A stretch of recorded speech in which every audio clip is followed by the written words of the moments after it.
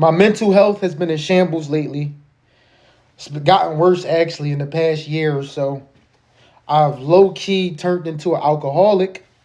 I'm surprised I'm not even talking right now under the influence. Some nights I drink and cry myself to sleep.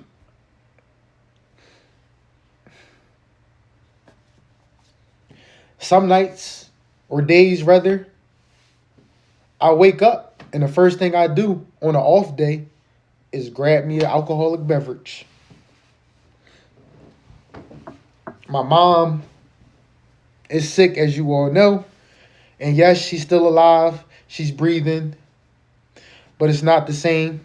I never thought in a million years that when I'm not at work, I still feel like I'm at work. I work with elderly people with disabilities and things of that nature. And I never thought in a million years that a lot of the same things that I do at work, I'm doing off of work for my mother. I'm an only child, and I've always, for the most part, my entire life, seen my mom as a superhero, super mom. And to see her the way she is now, it fucking kills me in the inside seeing her like that. It does.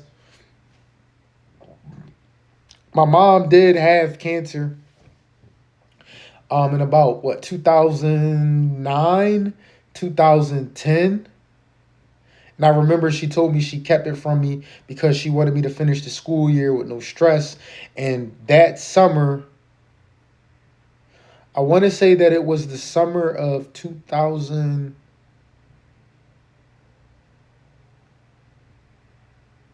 summer of 2009. Yeah, summer of 2009. I was 13 years old. And I remember crying, sitting in front of the computer screen and just praying to God that she doesn't die from cancer. And now you fast forward, 16 years later? And I've been having a conversation with myself that arguably me at 30 years old, I need my mom more in my life than I did at 13 years old, if that makes any sense. Of course, I was heartbroken when I found out the news about my mom at 13. But at that young of an age, I don't think that I experienced life. Does that make sense? I don't think I experienced life to the fullest. Never really had any trials and tribulations at that point. Just so young. When you're young, you don't know what you don't know. And now at 30 years old, I know a lot. I know a lot.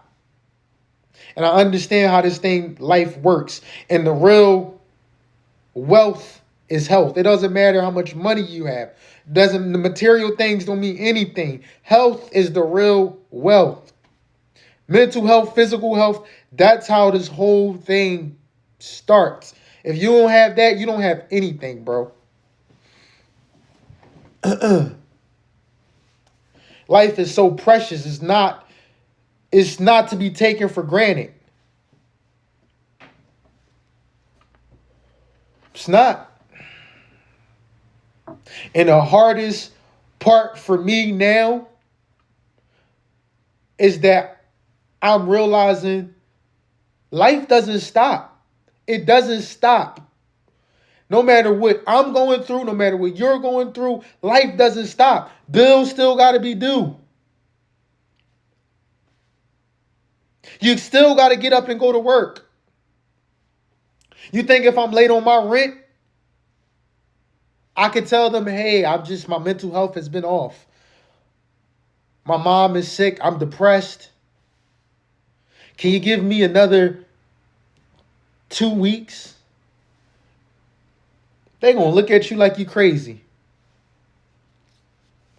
You keep coming in late for work because your mental health is off. Majority of these jobs is going to get rid of your ass. Life just doesn't stop. It keeps going and going and going. And you got to get up. We have to get up and keep going to work. Got to keep putting on a smile. And I'm not even happy. I've been depressed, crying. And the crazy thing about depression and pain and grief is that it can come at a random moment.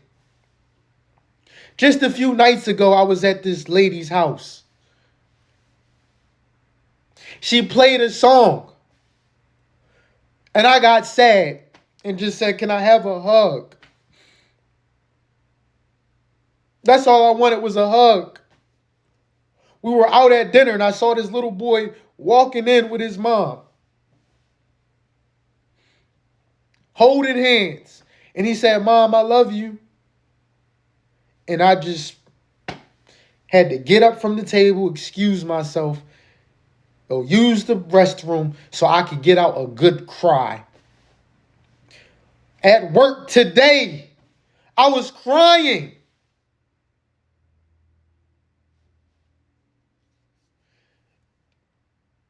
And now I've met not a bunch of great, but I've met a few great people close to me here where I live.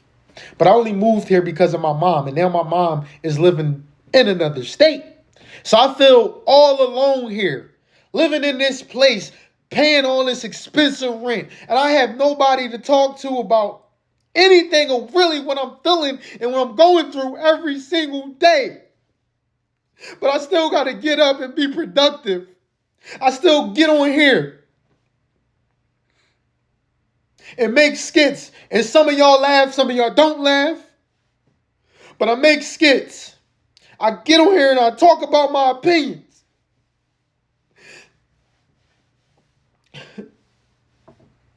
And you know what I notice why I'm doing this more and more and more consistently? To keep my mind off of my mother.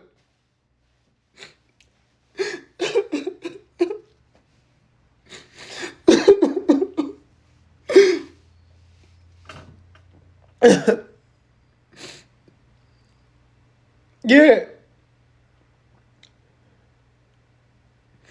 I want to make her proud, but I know some of the things that I say or do that she'll see later on down the line, she'll probably disagree with or won't be happy with. But every time I'm doing this skit, thinking of a skit, I'm thinking, what would mom say? Would she laugh at this? And I don't want it to seem that I am. I don't know what word to use, ungrateful. Because obviously my mom is still alive and she's well, but it's not the same. It's not the same. But I'd rather have my mom at 50% than no percent. And there's a lot of people out there that have it worse than I do. That don't have a mom. I can still FaceTime my mom right now and she'll pick up the phone and blow a kiss and tells me that she loves me. She's proud of me. She still sends me a bunch of memes on Facebook and Instagram. My biggest supporter, my biggest fan is my mom. I don't know if this is going to help anybody out there. I'm just really on here talking and venting about what I've been just going through and how I feel. But I hope this helps somebody today, tomorrow, I don't know. I just want to tell you all that I love you. And I'm praying for you that you get through anything that you're getting through. You know, we got this. We got this, y'all.